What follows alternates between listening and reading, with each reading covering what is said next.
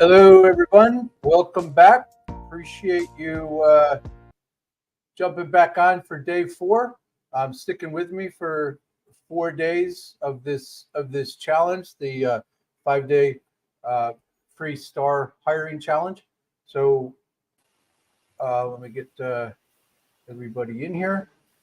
And so I appreciate everybody taking the time to get back on the challenge and join me for another impactful hour. I'm going to try to cover quite a few details here. Do a mute here. Okay. So we got people in the live feed in Facebook and people in the live feed in LinkedIn. There's a group in each one of the platforms that is around the sales superstars, hiring sales superstars. So I would encourage you to go join that group, jump in. There's a lot of extra data in there. There's some of the materials that we're sharing here. You can get access to and take a look at.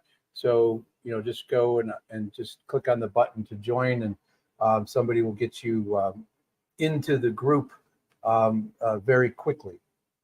So again, we've been talking about mindset shift, and today we're going to really dive into what that means as it relates to interviewing candidates and how we approach that and how we maintain control of those interviews.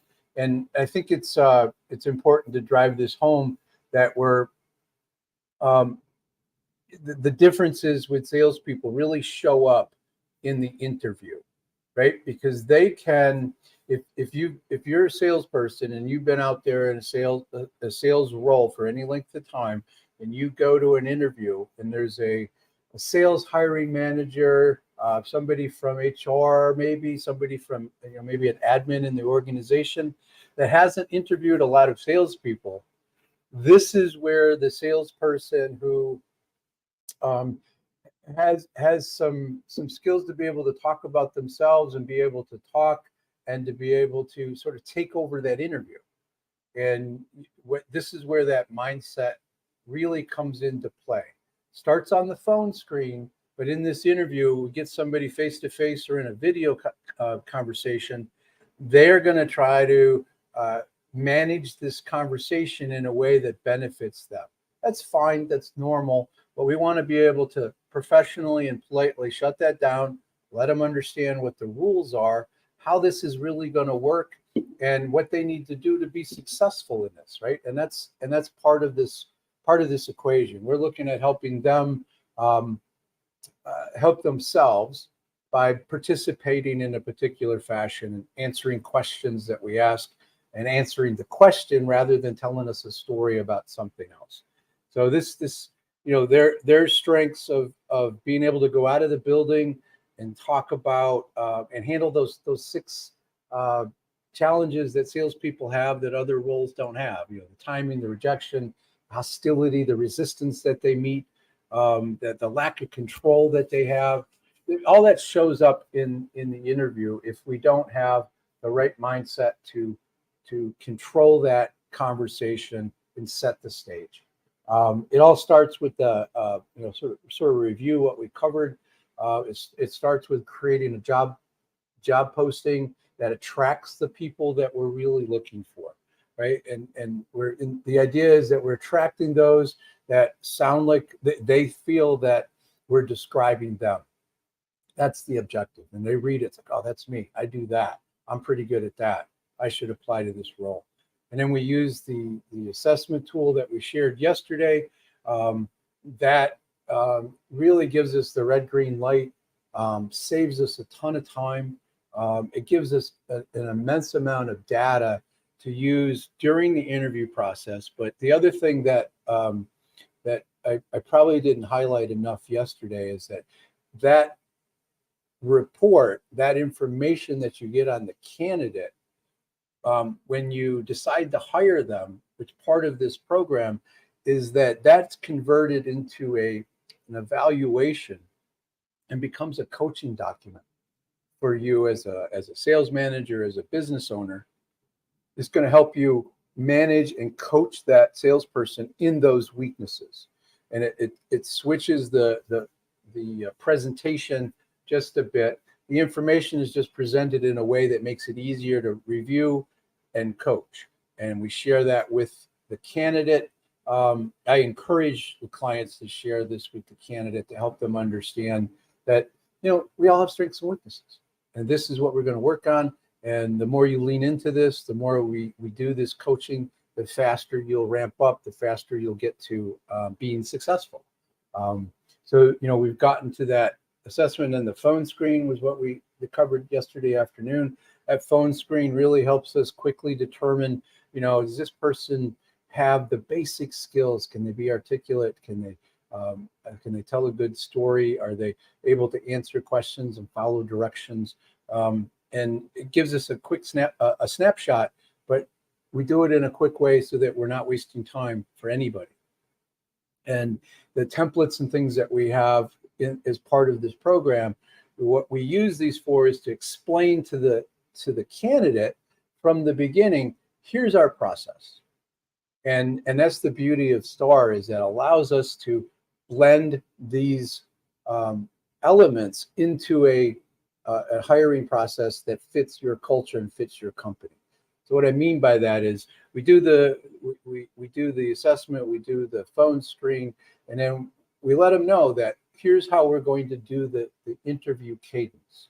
And that might be, you do a 30-minute review of their resume with them. You ask them some questions about things, trying to discern some of the BS. We'll talk a little bit about that this morning. And then you might do a longer form interview. You might have some interviews with other folks in the organization, and then you bring it to an end. I think that's something that we talk about, but what's really important is that we structure that, we understand what that is, and then we can tell our candidates that that's what they should expect. And we have a plan, we have a program, we've done this before, we're professionals, and this is what it looks like.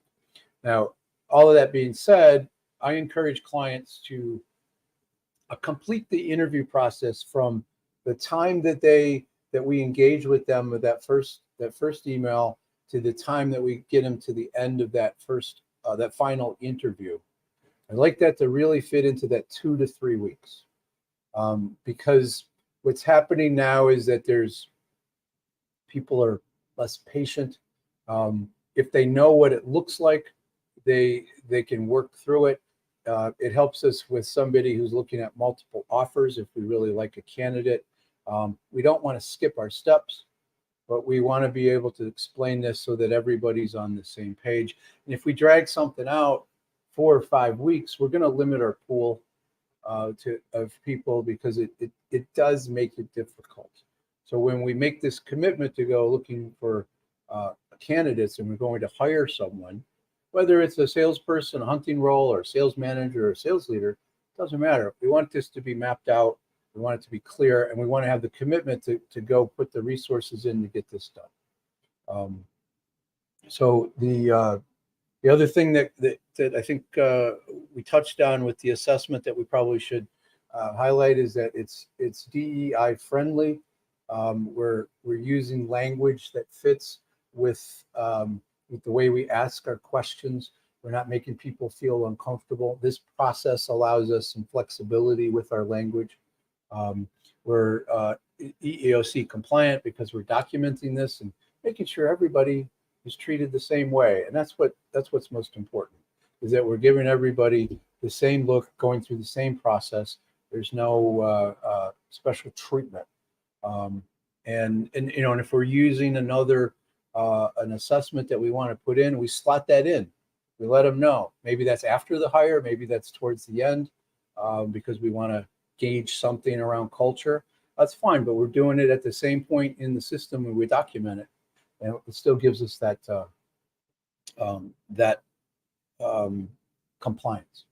So the subscription information I'm going to put into it's in the groups right now. I'll share that with the VIPs here, but there's a link that allows somebody to go buy a monthly subscription of whatever size that they want. and it gives you access to the assessment tool. It works the same way. The big difference is that that's a do-it-yourself model, and that's what this whole challenge is about, to give you that tool. For me, I'm not part of that if we choose to go that route, and we'll talk about that another opportunity that may be of interest to you.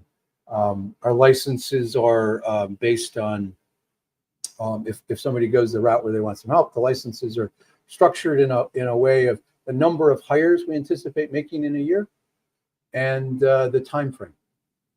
So they're mostly a year long, and we try to match those up with the number of hires we're likely to do. There's some flexibility as we get through this and we decide we want to hire more people, but we try to line that up, because the other thing that I want to highlight here is that the use of these tools with a license is unlimited. We encourage you to use this with everybody, so we don't want there to be a fee every time you pull the trigger with an assessment.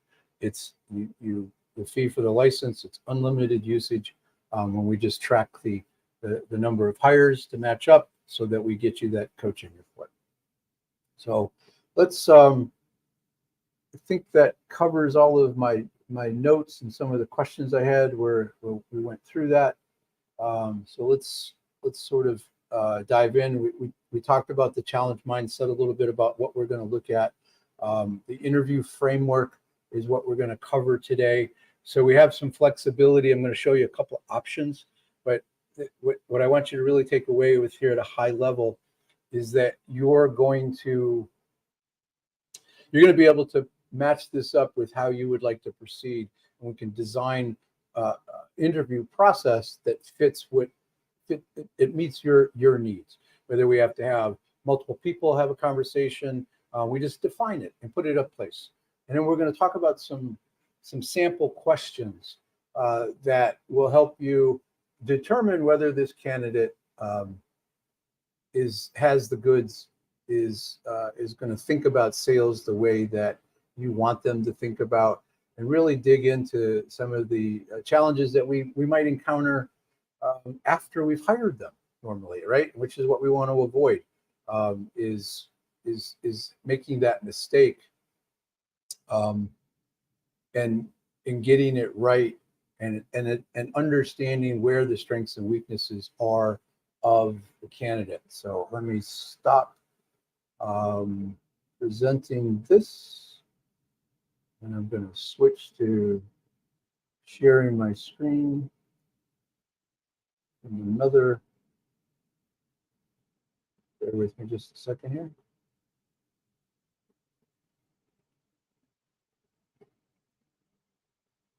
Talk amongst ourselves. So here we go. Let me pull this up. So this document will be in the groups, and the VIPs will get a copy of this as well. And this is set up as a 45-minute structure. We can do this how we want. But the goal here, the rule of thumb is to structure this on the upfront so that we're telling them that this is going to take a couple of weeks, and here are the steps, so everybody knows, and then they know what's next, and they can plan for this. So I have a client who does these interviews in clusters, and they sort of block out time, and then they get on a roll. It helps them be effective with their time. It helps them get comfortable with these types of conversations because they're having the same one repeatedly.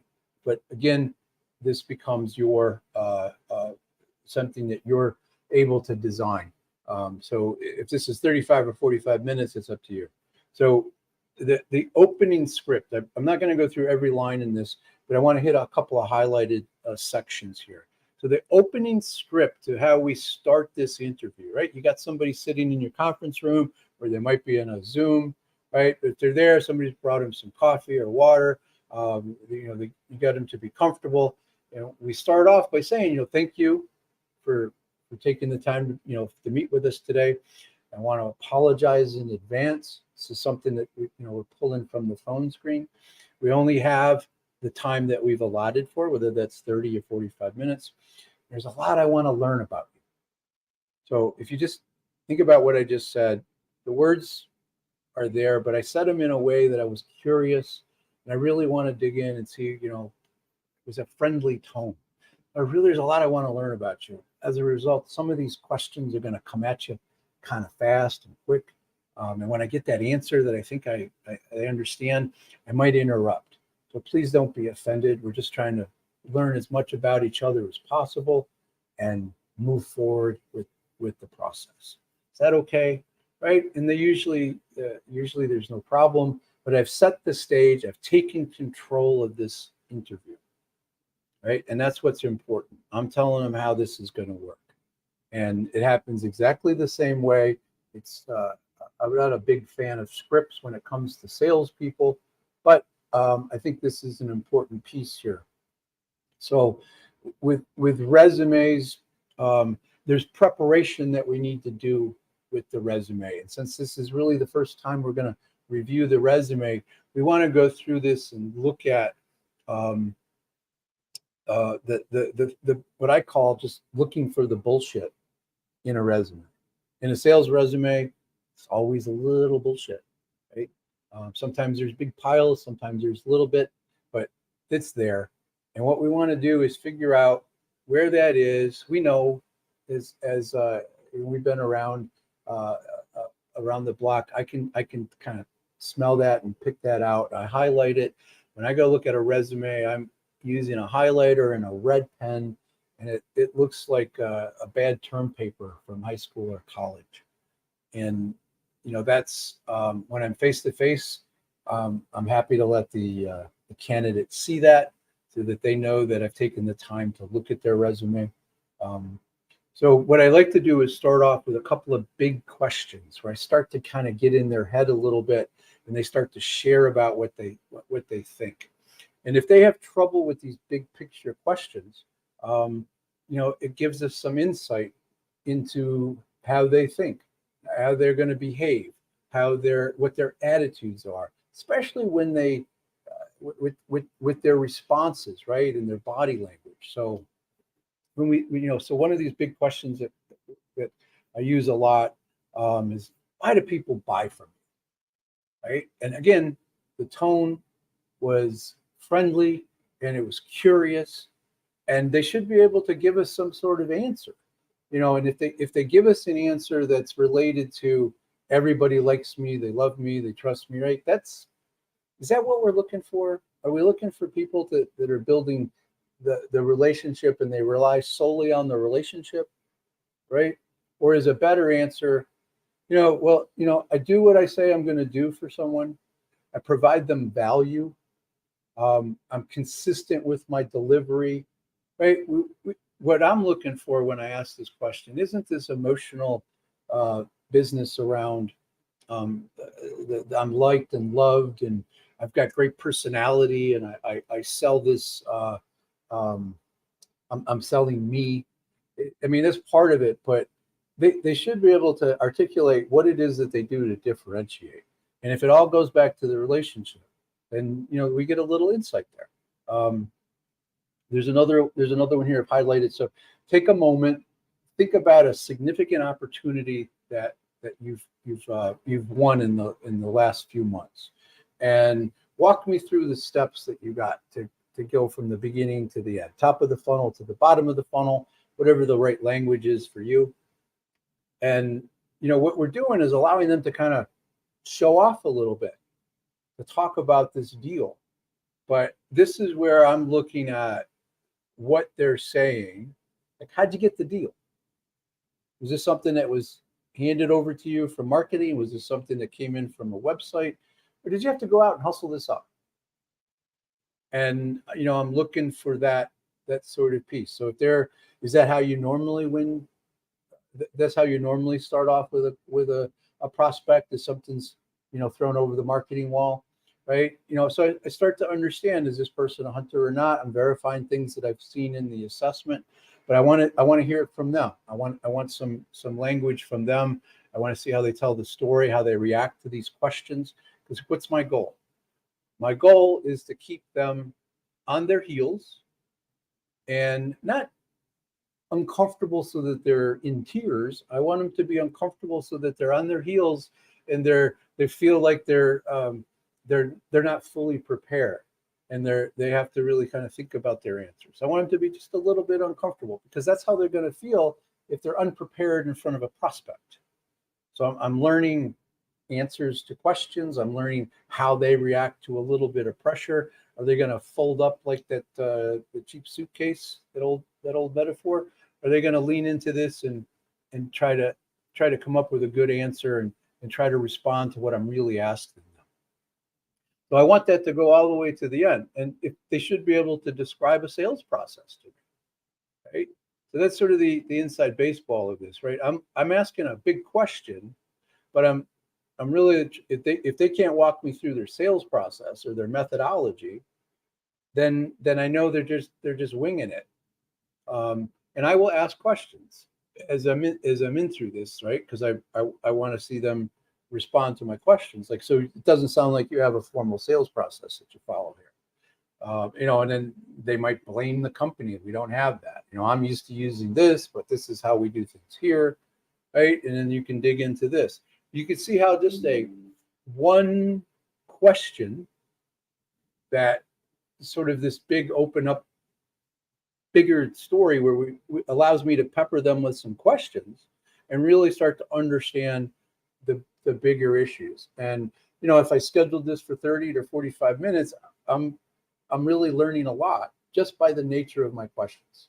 And sometimes they make a statement in their resume, and I might challenge that. It says you're highly motivated, you're goal oriented. Okay, explain this to me, right? And they should be able to articulate a statement, or is it just one of those things that they throw on a resume? I actually had a candidate that I was interviewing, and I was looking at his resume, and there wasn't just one little weird typo, right? There were like 6. And there were some things that just didn't make a lot of sense. And I don't usually pull out grammar issues, but this was pretty blatant. I say, there's quite a few typos in here and some grammar issues. Did you take a look at this before you sent it out? And he's like, wow, I hadn't noticed that. I paid somebody to put this resume together, and she didn't do a good job. Right. So immediately, his sense of responsibility is in question, because his name is at the top of the resume, not hers. If he did that, if that was true, right, he paid somebody to do something and he didn't even check their work. So again, simple question allows us a lot of information if we're asking a question with intent.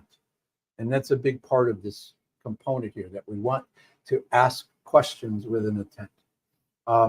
So with the with the assessment, there comes a section in there that says, here are questions that you might ask this candidate. And it gives you answers. It gives you reasons why they might say this or that. And if they give you this answer, that tells you that they have a high need to be liked, or that their bicycle is in question, or they have trouble talking about money. So these are great questions to work with and throw into the mix when we get to a section of an interview where we want to talk about the assessment. And again, I have here in the highlighted section, I like to break up an interview. If I'm doing a longer form interview, where the first part is like, let's have some questions and concerns about your resume, and then I do the script part. And then I pivot to the assessment component. It's like, all right, so I have some questions and concerns about that questionnaire you took for us. I really appreciate it. That is an important part of our decision process. And then, so let me ask you a couple of questions. And, there's some, if they've scored well on it, I'm going to ask a question like, have you had formal sales training in the past? And rarely, if somebody does well, they haven't had some sort of training in the past. And if they haven't scored well, and especially in certain competencies, I'll ask the same question, and I'll get back, oh yeah, we're constantly doing sales training, I'm constantly looking for ways to get better. I'm like, awesome. Give me an example of something you've done in the last few months. And you get the blank stare. Okay, well, what was the last sales book that you read, or the last book you read to help you improve your professional development? Right? And you get the yada, yada, yada, or the humana, humana, humana, and they don't really know. It's like, well, what about the training component? Well, I've gone to Toastmasters. Okay, well, that's great. That's a great skill to develop, being able to speak in front of a group and think on your feet. That's awesome. Not sales training. How about sales training? And sometimes they come back with a Dale Carnegie, which one can argue whether that's sales training or not. But I keep asking the questions until I get an answer to help me understand. They make a statement, and then let's back it up. Let's be a little skeptical about their answer and challenge where they are.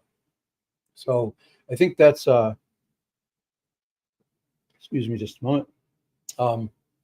There's another section here that I don't really have time to go through, but at a high level, we can ask them this, let's say that they scored well on hunting, but they were they were terrible at a closing, and they didn't have a very good consultative score.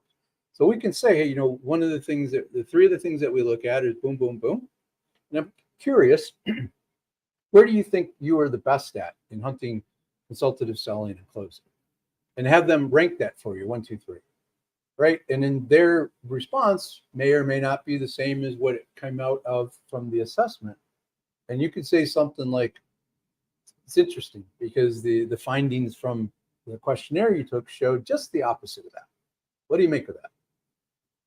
Right? And now you get to see how they react. And a great answer there is, that's interesting. I'm curious as to how they base the questions on, if they dig in a little bit and they're legitimate curious, or do they get defensive? So those are there's some detail in here. As you go through this later, I'm happy to answer questions at a later date. So when we get to the part where we want them to think we're going to talk about the company and the role. So this is this language is something you want to stay pretty close to, and it's great to watch them, the candidates who are leaning into this and are the people that you want, how they react to this. Like, so let me tell you a little bit about the company. We're looking for a needle in the haystack. You must understand that that this business is tough, and we need to have some experience. We need you to have a little swagger. We need you to be able to talk about higher priced product, or have a higher budget. So we want you to be able to call on business owners or C-suite, whatever that is for you, and just to be able to have that budgetary conversation. So having this here tells them, like, not so much about your company and the culture in the sense that how our old mindset was, but it helps us understand, explain what we're expecting from them at our company, in our culture. And then we get them to share a little bit about how they feel they match up to those things. And they should be able to tell a little bit of a story about the things that we mentioned. And then we wrap it up. And you've asked a bunch of questions. This may have lasted 30 minutes, 45 minutes, 90, whatever that is. So we come to the wrap up part here. And so here's what's going to happen next. And we tell them what those steps are. Somebody's going to get back to them. We're bringing a certain number of people back. If you don't hear from us, you didn't make the cut. And then you kind of just stop and let there be a little silence and see what they do. You want to get comfortable with that silence, because it might be 15 seconds and that's about as maximum amount of time you want to give them before they realize that they should have said something. And we got a couple of examples here of what they might say, right? So the passive, let me get the hell out of here, no pushback person it's going to say thank you very much, be polite, and kind of stick their hand out. And then the one that's we give them some credit for this. They made an attempt, not great, but they just didn't get up and walk away. I think I'm an excellent candidate because of A, B, and C. Right? That's not bad, right? It's an approach, and they at least listened and took an attempt. The question that we really love to hear is like, so how'd I do? What's your gut telling? Am I coming back? Right? And for them to say that in a casual way, even better. But if they come back, it's like, I'm interested in this role. I loved a lot of what I heard here, and I'm curious, what you think, and how did I do? Right? That's a good answer, because they're looking for some kind of closure. They're trying to get some kind of agreement to move forward. So the little tip, it's not in here, something to put in your back pocket. My response to that is too early to tell. And, and then I get up and thank them. Too early to tell means I got some other people coming in. I'm not making a commitment at this particular point, right? If it's somebody I really love, if it's somebody that knocked it out of the park and I really want to keep them interested, yeah, I'm going to share. I don't normally share this at this point, but I think you did great. I think you have some of the strengths that we're looking for, and I'd be surprised if we don't bring you back in the next step. That's if they kill it, right? And even if we find somebody that's 2 times better than later, you still want that guy in your back pocket, because you don't know if the other person's going to take the deal and move and run with it. So I hope this document, we hit the highlights. I think it gives you some structure to the interviews, and how you break those up is up to you. So I'm gonna switch screens here and come to the next part, so that we're a little bit more focused on. In this section, I want to talk about structured questions. And I want to give you some more options. The link to this is in the groups. The VIPs will have this link, and and then we'll have some other things for actually take some resumes that we've used in the past, and a couple of them are from a colleague who was a little rougher than I am, and he sanitized the resume, but he shows exactly what it looks like when we go in there and look for the BS. So these questions that I have over here are going to be broken up into a couple of pieces. But it's going to take a beat here and help you think about the resume part that we went through. I'm looking for BS. I'm looking for hyperbole. I'm looking for things that don't match, that aren't congruent. If there's gaps, right? There's some of the basic stuff I know you guys know, and I'm trying to focus on the things that get us in trouble with salespeople. All of that stuff is important to look at in a resume. We don't want to forego the basics of somebody's got a gap of 2 years on their resume. It's like, we got to figure that out, and then the questions around, what would this person say if we called them, if we're looking at the resume part, who their manager was. Those techniques, there's nothing wrong with those, and those can be woven into this process. We're just looking to kind of put some structure around this and get you to elevate the type of questions, so we learn a little bit more about the candidates. So I have some, in this document, there's some questions that we can ask that are also related around the resume. And then I'm giving you a question and some responses here. So we're not going to go through every one of these. We just don't have the time. So there's some about resumes, and then there's some kind of higher level questions that we can ask when we see something in particular. I'm going to run through a couple of those. We have some self-improvement questions that, if somebody claims that they're always looking to get better, there's a couple of questions in here that will call that out. If they really are, they really aren't. And And then I have some other resources in here that will allow you to go back and think about blog posts and some other things. So let's kind of look at the questions here on the resume questions and the responses are, would your current employer say you got off to a quick start? Is that the right question for you? I don't know. It might be because we might have a short sales cycle, or we just don't have the patience to dance around with somebody. So we want to figure this out. So this might be a good question. And so what you're looking for is the why and the how and the detail, if we ask that question. And you can consider how that person, based on that story, might be a good fit based on your onboarding practices. We're going to talk about onboarding tomorrow, but if we do a weak job of onboarding people, and we're going to look at a candidate who needs their hand held through the process, step by step by step, and need to sit in a classroom, and we don't do that, might have a problem, right? Might not be a great fit, even if there's other spots that all the other components look great, all the other criteria is there. This is something that we have to weigh and put some weight on.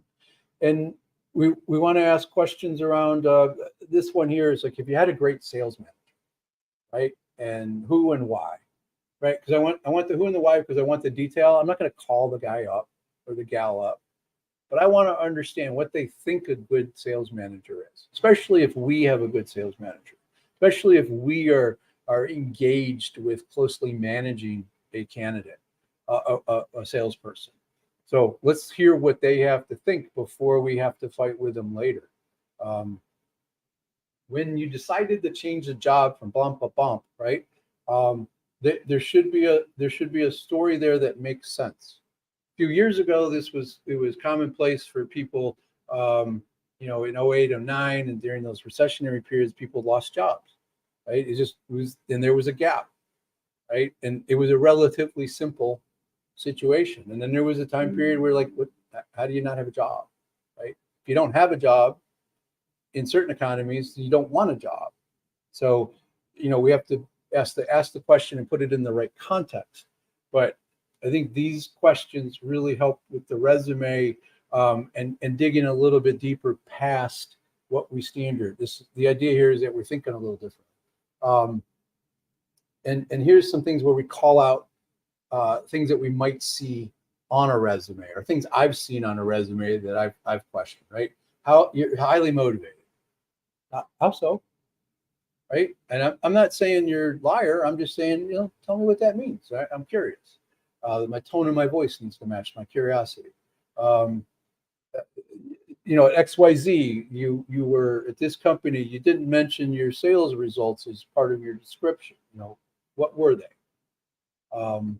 And the idea that you do a lot of RFPs, and you facilitated this, and you answer these questions, right? That's great if that's what the role is. But if you want them to do some proactive business development work and some prospecting, right? It's fair to say, hey, you did this well. This looks great. What about this? What about prospecting? What about some proactive things, right? What do you do there? And we get to know if that's a challenge for them.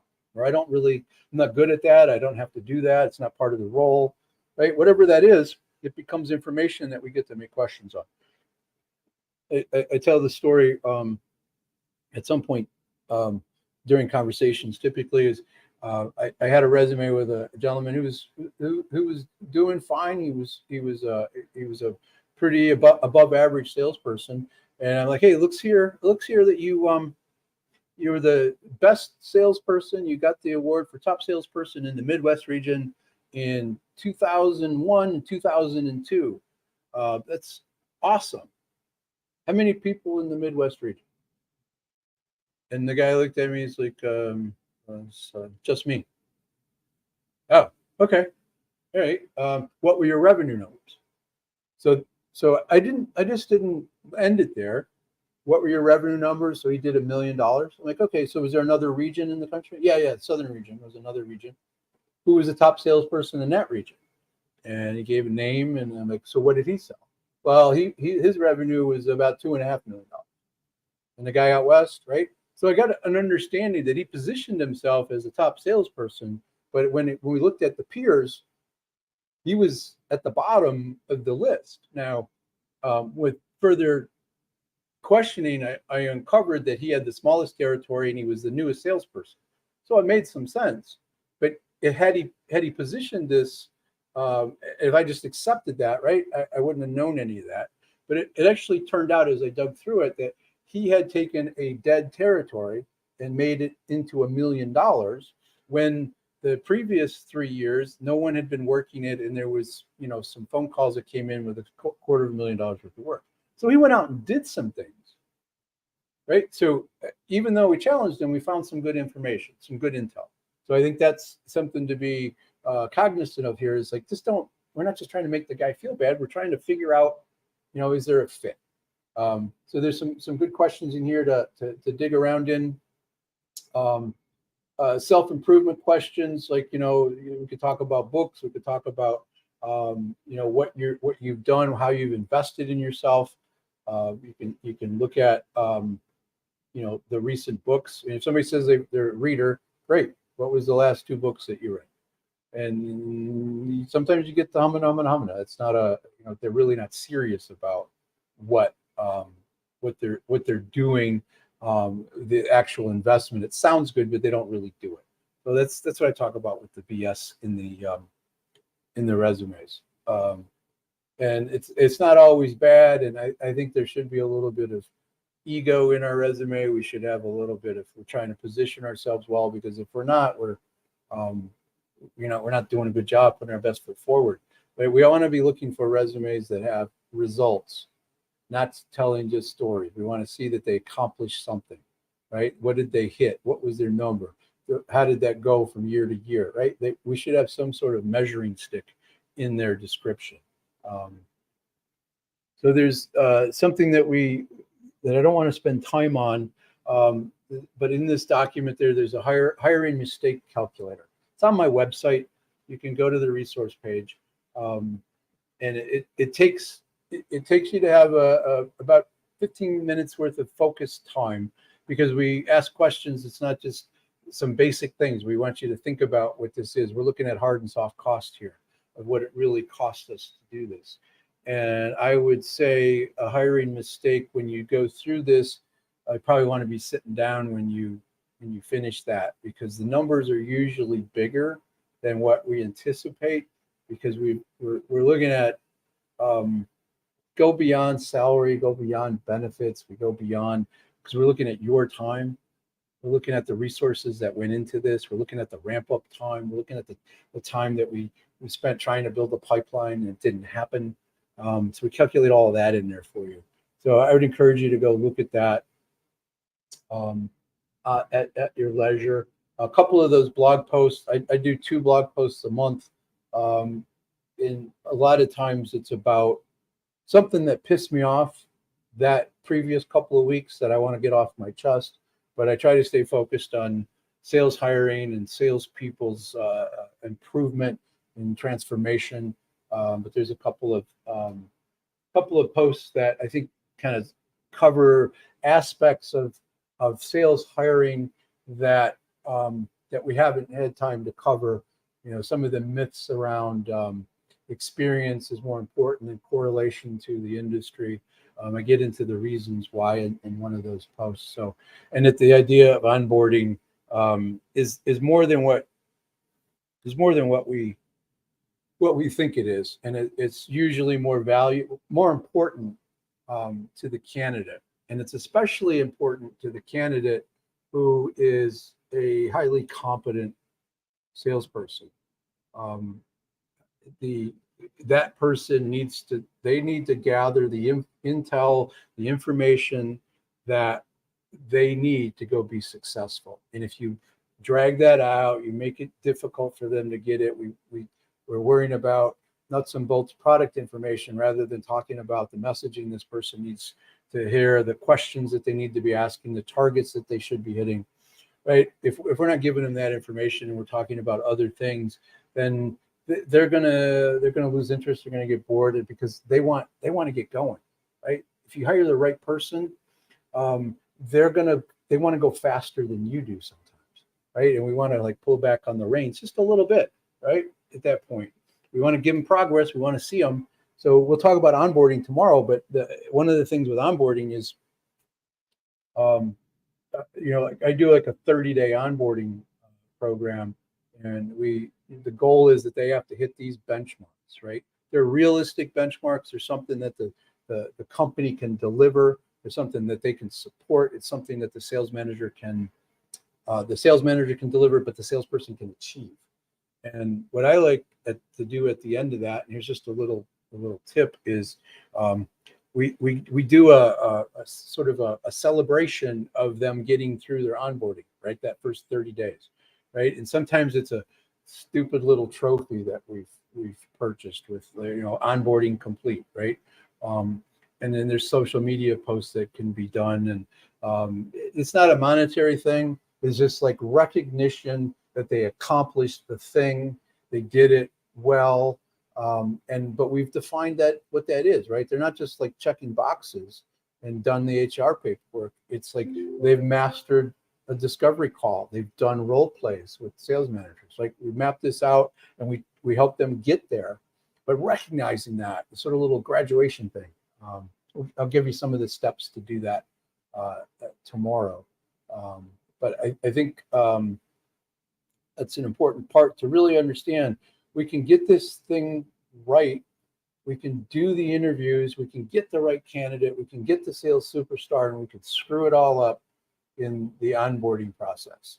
So let's make sure that that we think about that and we do it a little differently. So I want to go back to slides for a second. Come on, Mr. Slides, please cooperate. Oops, to push the right buttons, Walter. So we talked about mindset shift. We talked about the frameworks and the interview questions.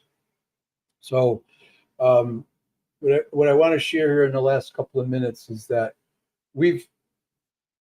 after tomorrow, you'll have all of the tools, all of the information. I talked at length about mindset, right?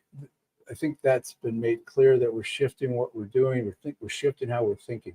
All of that, you're going to have everything you need to go forward. You're going to have all of the tools. And I use this. I love this picture of it's not me, not one of my friends, but I think it's a cool picture of showing like the effort that goes into getting to where we want to go, and that they all have some tools there, whether it be their boots or their packs or their glasses or their helmets. I think it's a cool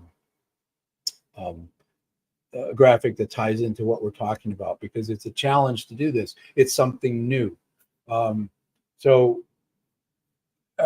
what I want to talk about here is that you have what you need. Some of you are going to say, I got this, I understand it, I'm good to go. And that's my goal. I want everybody to be able to jump forward and make this happen, or at least take a swing at it. But some of you are going to be like, I got it, but I'm not sure I can get my team on board. I don't think I know it that well, or I think I have it, but I'd like a little support. And I talk about a client that came out of this. The first few times I had these kind of conversations, they just like, I just need a little help. I need a little support here. So what I want to do is run through this real quick about what I can do if you're interested in what that looks like, what the help looks like. We've created this Sales Hiring Academy that is a we don't take everybody into it.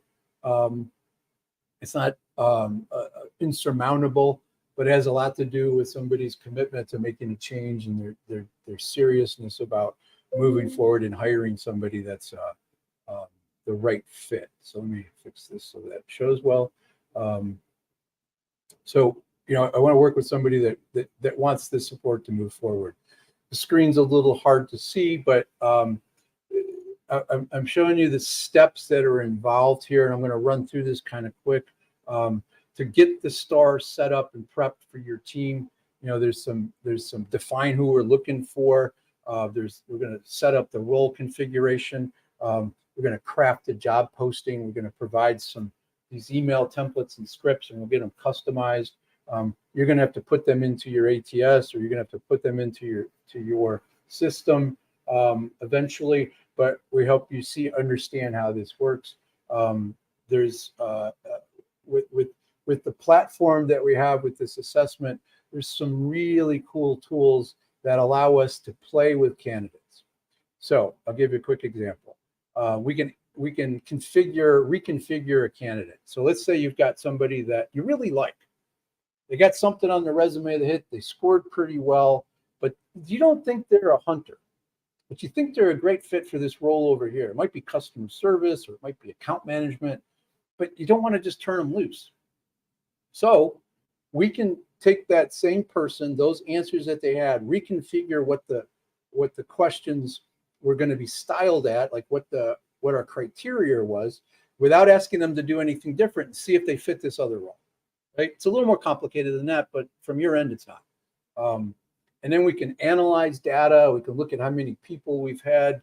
We can look at where they struggle, what their strengths and weaknesses are, and we can look at the data in totality. So that's part of this platform. So I have to teach someone in the organization how to do that. It doesn't happen in one stroke. There's a process that goes through that. I actually offer a course as part of this that's online, self-paced for a year. Somebody can. I usually encourage somebody that's in the admin or HR role to go do this, because this is where the documentation comes out of it. They learn the exact things that we went through here, but a little bit more detail, and they get tested and they have to pass and certification, and then the system's documented for them. There's a license included in this offer where we work with me to hire one person, one role for you, and I'm doing this with you. The training on the platform, and then I'm going to do the phone screens and the interviews, and we're going to create a dossier for whoever's going to do the last interview, right? We don't want them to be wasting their time in the last part of it, but we want to give them, here's the recordings, here's the notes, here's our thinking, here's what we think you should ask, right? We're gonna work together to create that and be able to give that to somebody, and it's a significant value. And this is my ridiculous offer to do this for someone that comes out of this challenge for one hire. If you're looking to hire like 3 people over the course of the next year, we could talk about that. But what you'll see here tomorrow, it'll be in an email, is a link to be able to go through a process to apply into the academy. But that's the number for the challenge. This challenge number will be open. We'll probably close it next Wednesday. But if you get into the application process, we can work through that. So tomorrow is onboarding. It's going to be a series of checklists, right? We're not going to give you an onboarding program that says, here's how you do it, because that's square peg, round hole. Everybody's different. But we're going to give you some frameworks and some checklists, like here's what we should be doing before the person shows up. Here's what we should be doing when they get there. This is what the first couple of weeks should look like. This is what people are going to be involved with. So we're going to give you those checklists and talk through that. We'll go through some questions around this offer. But I really think that you have the tools, you have the mindset, you have access to everything you need. So you should be able to move forward with this. But for those of you who want a little extra help, I've figured out a way to make that work for you. So again, I appreciate you hanging for 4 days. I know this is tough. Replays are in the groups on LinkedIn and Facebook. Thank you, and I'll see you tomorrow. Appreciate it.